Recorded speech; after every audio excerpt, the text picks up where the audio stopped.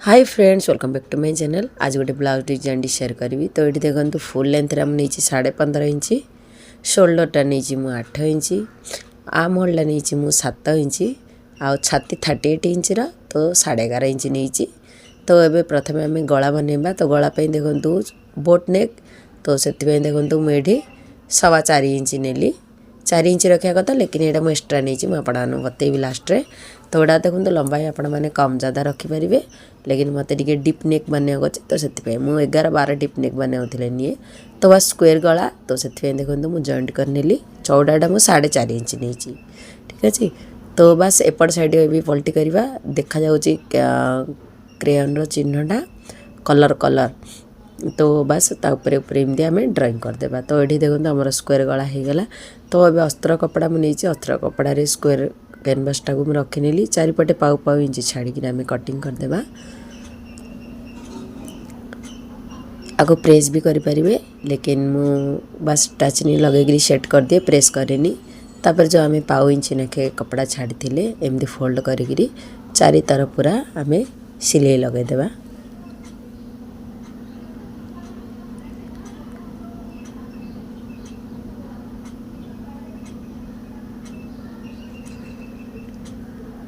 गला ऊपर हिस्सा देखो आम कि भी बढ़े रखा। तो कटिंग कर फिनिशिंग देदेबा। तापर मिडल लाइन देखो मुझे कट लगेदेली। आ मिडल लाइन तो आमको फोल्डर अच्छी जना पड़ी। तो ये आम देखो कपड़ार मिडल लाइन भी देखो निशान अच्छी। तो बराबर मिडल को मिडल आम रखिकी टाचनी ये लगेदेबा। खाली देखो मुझे अस्त्र कपड़ाटा आनली। आउ ब्लाउज पीसटा को मुझे आनी। प्रथम अस्त्र कपड़े आम गला बनवा, तापर ब्लाउज पीस आम यूज करवा। तो बस ये टाचनी लगे बराबर मिडल को मिडल सेट करदे। एवं जमी आम कलर रे जो चिन्ह देते स्क्वेयर गलार, तो ता उपरे उपरे ही आम सिलाई लगेदेबा। एटा स्क्वेयर गला जो कोण आसे, तो आमको भलसे पूरा फिनिशिंग करार अच्छे। तो टर्न करार अच्छे एमती। तो बस ये आमर होगला देखो। तो ये आम सिलाई बाजू पाउ इंच छाड़ी पूरा कटिंग करदेबा। तो ये देखो आमर पूरा कटिंग होगला। तो यहाँ जो स्क्वेयर गलार कोण जाक आम एमती टिके कट लगेदेबा। सिलाई पर्यंत सिलाई आगू को न जबार अच्छी, ध्यान देवार अच्छी। जदि आम कट न लगेबा फिनिशिंग आसबनी। तो से तापर ये देखो जो गलाटा बनई भीतर तरफ फोल्ड करदेबा। ता उपरे सिलाई लगेदेबा।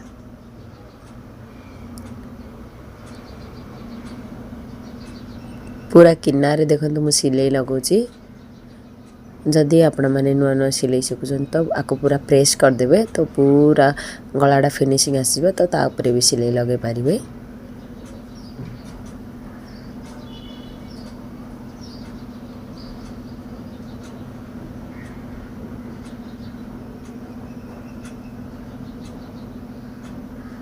तो ये देखो आमर गलार सिलाई होगला। तापर जो ब्लाउज पीस अच्छे ब्लाउज पीस सहित अटैच करवा। तो ये देखो पूरा भलसे सेट करार अच्छी। अस्त्र सहित कपड़ा को केमती आम सेट करवा। ये जदि आमर टिके भी गड़बड़ हो, तो ब्लाउजर फिटिंग भी बराबर आसबनी। तो ये देखो मुझे चेक करुँची कि गला मुझे कटिंग करी से चौड़ाटा अच्छी ना कम हो जाए। तो कम हो गला पर भी गलार फिटिंग बसबनी, ज़्यादा हो गले भी बराबर शोल्डर बसबनी। तो से मुझे कटिंग करी बस जमी साइड टिके फोल्ड कर हिसाब से मु अस्त्रटा को रखिनेली कपड़ा सहित। तापर ये देखो आम टाचनी गोटे गोटे लगेदेबा जी हिसाब से सेट हो सारापर। तापर चारिपटे ब्लाउज पीस चारिपटे आम सिलाई लगेदेबा। देखो मुझे एक्स्ट्रा ब्लाउज पीसटा कटिंग करी। तो से एक्स्ट्रा रखी अस्त्रठू सब शाढ़ी कपड़ा कटिंग कले अस्त्रठू एक्स्ट्रा रखा निहाती। तो ये देखो चारिपटे मुझे 5 नंबर सिलाई दे नौची।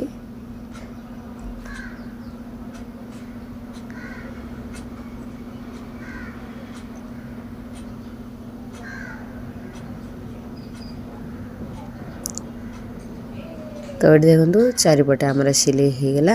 तो अभी जो बड़का कपड़ा गुड़ाक अच्छे काटिक पूरा चारिपटे फिनिशिंग देदेमा। आबे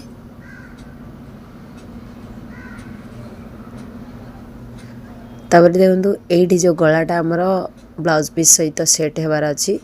तो से देखो मुझे तार उपरे गोटे सिलाई लगौची।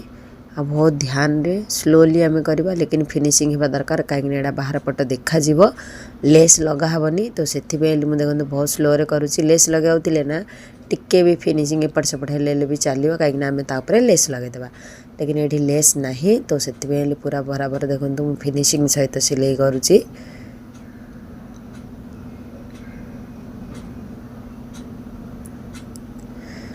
एटा जदि आम सिलाई लगेदेवा ना तो अस्त्र सहित कपड़ा पूरा अटैच हो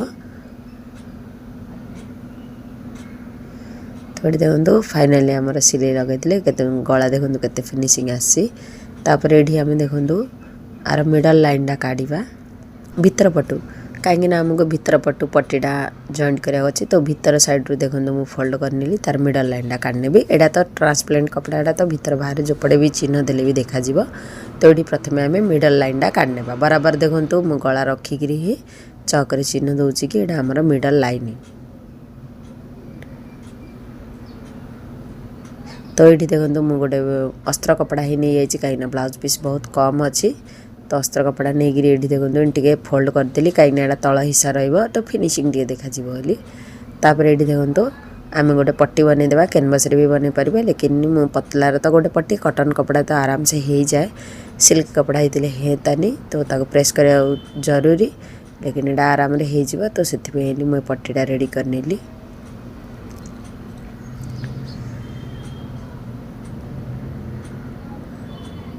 तो ये देखो ब्लाउज भीतर पटे आम आपको पूरा मिडल लाइन आम काट नहीं तो मिडल लाइन को मिडल लाइन रखिकी आम टाचनी मझे लगेदेवा लगेगी आम एठी गोटे सिलाई लगेदेवा लेकिन ये टाचनी लगेगी सेट करवा निहाती तो सी जमी एपट सेपट बिल्कुल भी हिलबनी तापर ता चारिपटे आम सिलाई लगेदेवा मशीन रे तो ये देखो तले टिके आम लक सिलाई करदेवा 2-3टा सिलाई कहीं यहाँ पूरा मजबूत होगी रही तल हिस्सा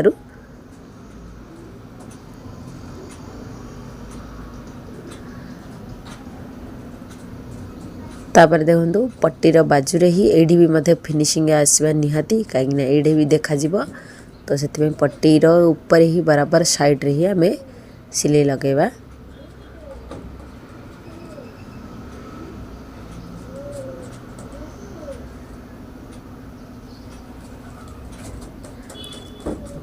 बास एबे आमर पट्टीर सिलाई होगा बाकी आम रहा गला तो ऊपर गलाटा को आमको बनिया गौरी अच्छी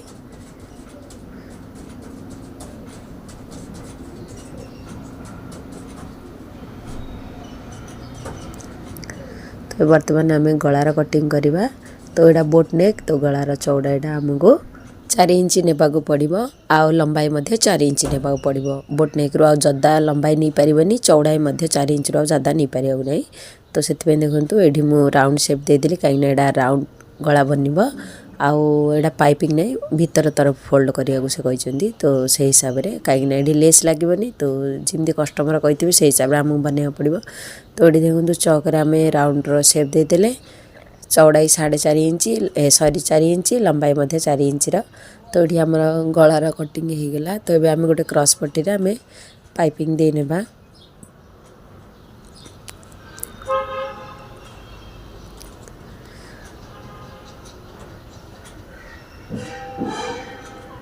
तो ये देखो सिलाई होगला एबे आम बड़का कपड़ा गुड़ा काटी नेबा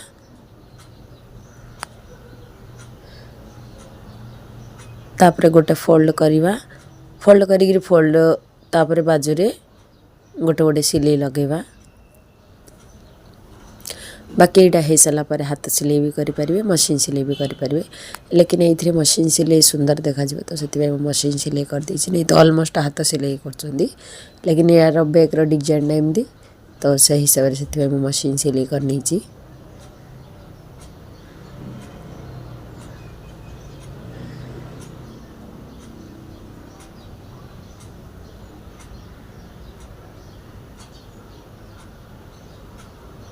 बस एबे आम एमती फोल्ड करने फोल्ड करी आ गोटे सिलाई लगेदेवा ता साइड रे मतलब पाइपिंग ना भीतर तरफ पूरा पलटी हो रही